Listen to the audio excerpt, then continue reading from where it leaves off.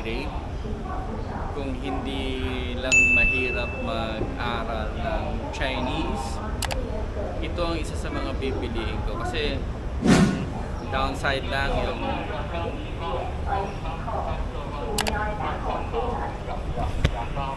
ang downside lang actually is the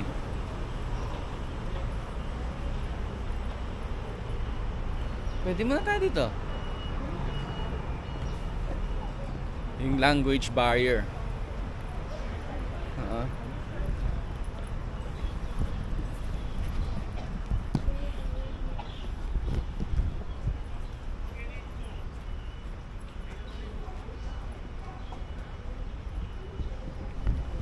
Pero the rest, kung sa gaan ng very friendly kasi dito. Napaka daling puntahan and everything. So ito yung guide. Archway.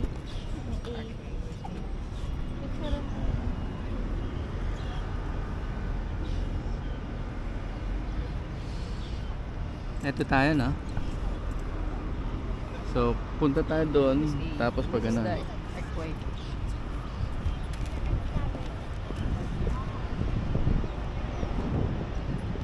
Okay?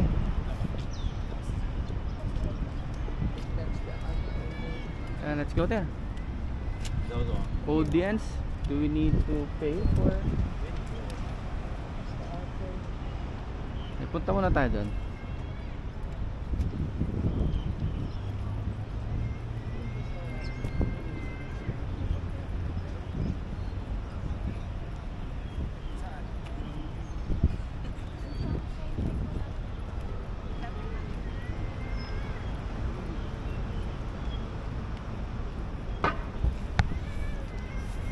Ayan, no?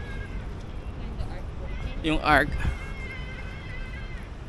So medyo inagahan namin ngayon, unlike yung mga previous days namin. Lagi kaming umaalis ng around 12 or 1. Pero this time umalis kami ng 10:30. So just so makita namin itong Chiang Kai-shek.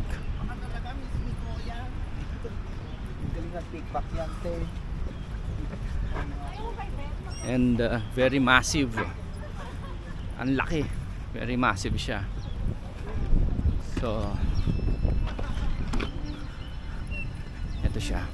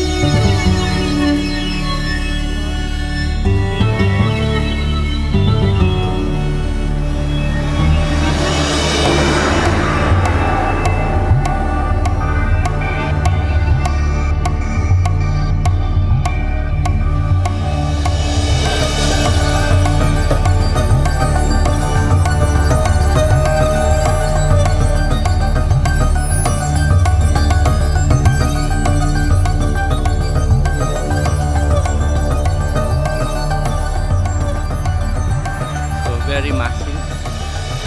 Tingnan natin ito. Ayan yung mga bata. Ayaw maarawan. Eh ako naman sanay ako eh. Sanay akong mag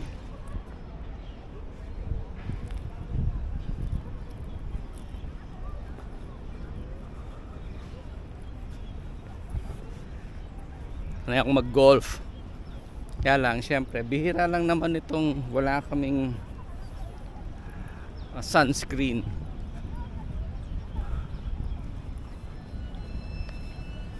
Pero maganda to. Ang laki, ang luwag, malinis. Walang vendors.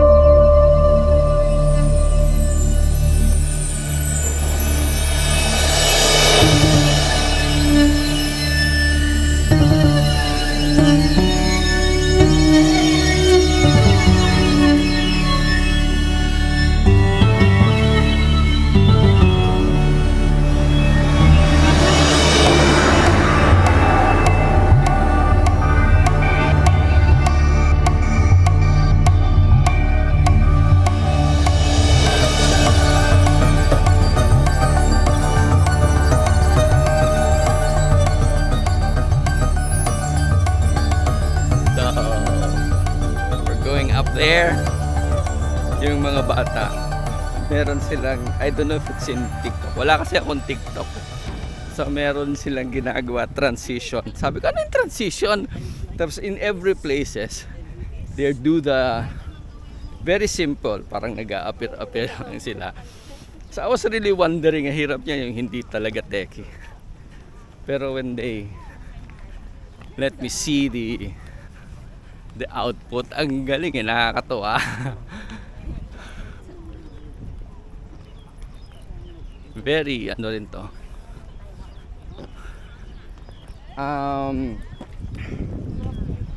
Ang China, it was during the Chinese, hindi pa siya hiwalay. Tapos na-colonize siya ng Japan. Okay? Tapos nung na-colonize siya ng Japan, nagkaroon ng World War II, no? And after World War II, na-turn over, after World War II, nung na-turn over ng Japan sa China, nagkaroon naman ng Civil War. Here? Civil War. Doon na-divide ang mainland China and Taiwan. If I'm not mistaken, People's Republic of China tsaka yung Taiwan na hiwalay. Tapos siya yung naging president.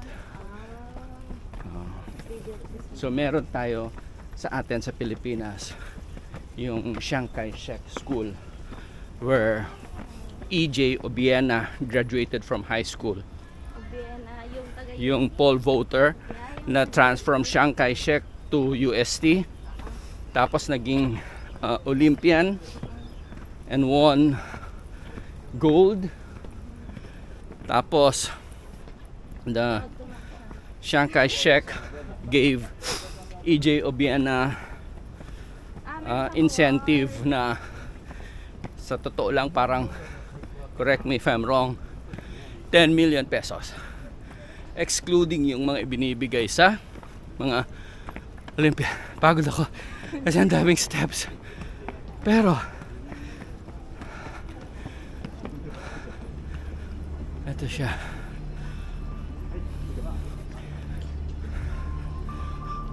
Ayan siya.